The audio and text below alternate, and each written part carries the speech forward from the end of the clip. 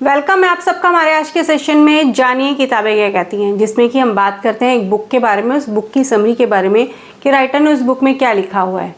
और हमारा ये सेशन उन लोगों के लिए भी है जो लोग जानना चाहते हैं कि उस बुक को अगर परचेज करना है तो थोड़ी सी इंट्रोडक्शन पता लग जाए बुक के बारे में। तो चलिए स्टार्ट करते हैं। इसी सीरीज में हमारी जो आज की बुक होने वाली है वो है दीवार में खिड़की रहती थी, जिसके की राइटर हैं विनोद कुमार शुक्ल। ये जो बुक है ये साहित्य अकादमी पुरस्कार से भी सम्मानित की गई है। और इसके अगर हम पब्लिशर की बात करें तो बाणी पब्लिकेशन इसके जो पब्लिशर हैं। और ये जो बुक है 295 की बुक है, जैसे आप देख सकते हैं ये बुक को। और ये पीछे जो है इसमें राइटर की फ़ोटो भी लगी है और राइटर के बारे में लिखा भी हुआ है। तो ये बुक का जैसे आप नाम देख सकते हैं कि दीवार में खिड़की रहती थी, तो राइटर ने इस बुक में बताया कि एक फैमिली बताई है कि वो फैमिली जो है रघुवर प्रसाद यादव जो है फैमिली में इसमें मेन हीरो बताया गया है। और उसकी वाइफ बताई है सोनसी। तो ये जो राइटर है, इसमें जो राइटर ने बताया है, इसका जो मेन हीरो है ना वो एक टीचर है और वो मैथ्स पढ़ाता है। और वो एक जिस कॉलेज में जिस गांव में वो पढ़ा रहा है वो भी ना कॉलेज नया नया शुरू हुआ है, तो वहाँ भी बहुत थोड़े से बच्चे हैं और वो जो स्टूडेंट्स हैं और वो उसको कॉलेज तक पहुंचने के लिए थोड़ा डिस्टेंस लगता है, जिससे कि वो कभी रिक्शे में जाता है, ऑटो में, कभी वो कई बार उसको रास्ते में ना एक हाथी मिल जाता है और तो वो साधु उसको बिठा लेता है, तो वो उसको छोड़ने जाता है और लेने जाता है। तो उसको शुरू में बड़ा अजीब सा भी लगता है। तो उसकी और काबिलियत बताई है राइटर ने कि वो दोनों हाथों से लिख सकता है, कि वो एक हाथ से लिखते लिखते थक जाता है तो वो दूसरे हाथ से लिखता है। तो इसमें जैसे वो एक छोटे से रूम पे रेंट पे रह रहा होता है, क्योंकि वहाँ पर उसका वो कॉलेज है और फिर उसकी शादी होती है, तो उसकी वाइफ जो है सोनसी वो भी वहीं उसके साथ रहने लगती है। तो वो देखता है कि ना उसके घर में जो एक खिड़की है, उस खिड़की के बाहर वो जब देखता है तो उसे वो शुरू में वो एक अलग सी दुनिया लगती है, अलग से पेड़ लगते हैं कि वहाँ एक बहुत बड़ा सा पेड़ों का जंगल है, आम के पेड़ हैं और बहुत सारे केले के पेड़ हैं, वहाँ बहुत सारे जंगली जानवर भी हैं, तालाब है और एक बूढ़ी अम्मा है जो उन सब के लिए जब भी वहाँ जाते हैं वो चाय बनाती है। तो वहाँ एक मैजिकल सी दुनिया है। जब वो वहाँ जाते हैं उनको ना लगता है कि ये जो सारी दुनिया के चांद तारे और सब चीज़ें हैं वो कभी उसको तालाब में दिखते हैं, कभी उनको ज़मीन पर दिखते हैं।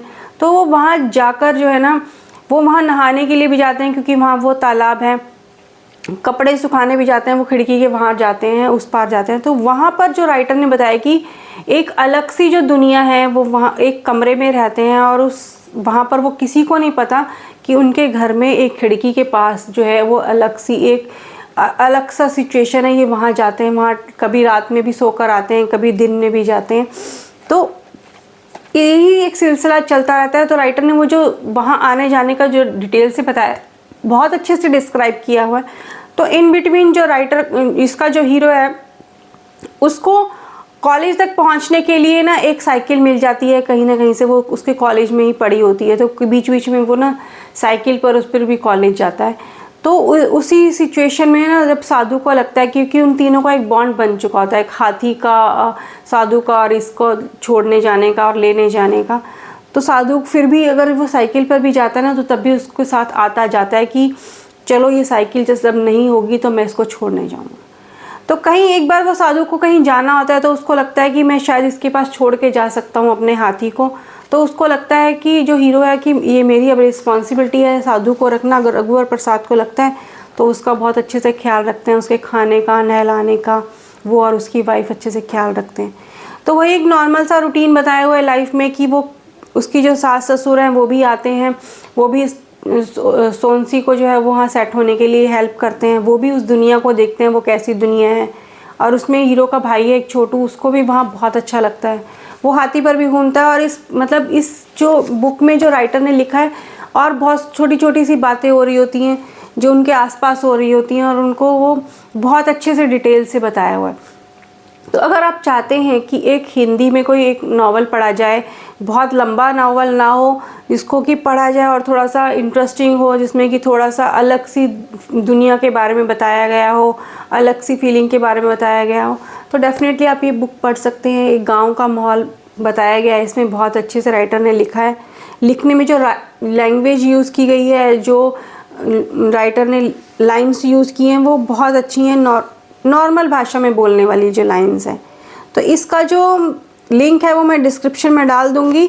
ये डेफिनेटली आप ये जो इसको पढ़ सकते हैं। और इसका जो पहला सबसे पहले ये पब्लिश हुआ था, ये 2004 में पब्लिश हुआ था, जैसे कि आप देख सकते हैं ये जब पब्लिश हुआ था। और अभी ये इसका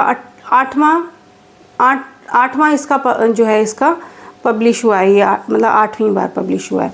तो ये डेफिनेटली ये बहुत अच्छा है। और एंड में भी आप देखते हैं तो बहुत अच्छे से राइटर ने इसको सम अप किया है, वाइंड अप किया है। तो इस बुक का जो लिंक है वो मैं डिस्क्रिप्शन में डाल दूंगी। वॉचिंग दिस वीडियो, मिलते हैं नेक्स्ट टाइम किसी और बुक हॉल के साथ, किसी और बुक समरी के साथ, या फिर किसी और तरह के वीडियो के साथ। तब तक एंजॉय टुडे।